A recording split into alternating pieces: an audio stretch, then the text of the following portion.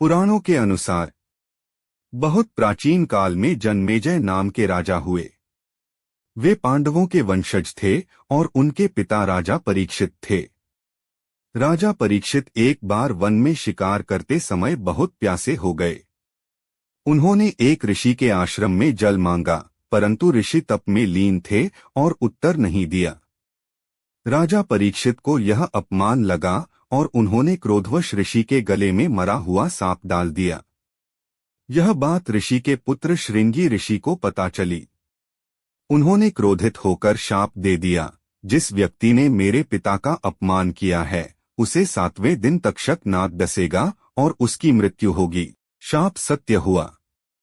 7वें दिन तक्षक नाग ने राजा परीक्षित को डंस लिया और उनकी मृत्यु हो गई।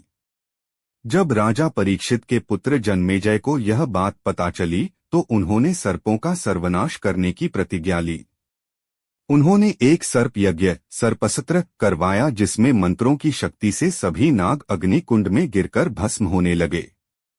हजारों नाग मारे गए, लेकिन तभी नारद मुनि ने हस्तक्षेप किया और जन्मेजय को बताया कि नाग जाति का भी इस सृष्टि में विशेष स्थान है। नारद मुनि ने कहा, तुम्हारे पिता को तक्षक नाग ने शाप के कारण मारा, परंतु सभी नाग दोषी नहीं हैं। नाग देवता विश्व की रक्षा करते हैं, उनके बिना सृष्टि का संतुलन नहीं बन सकता। जन्मेजय को अपनी गलती का एहसास हुआ और उन्होंने यज्ञ को रोक दिया। तब से यह परंपरा बनी, श्रावण मास की शुक्ल पक्ष की पंचमी को नाग देवताओं की पूजा की जाती है, ताकि किसी मनुष्य को सर्पदंश न हो, पितृदोष शांत हो और सर्प देवता प्रसन्न रहें।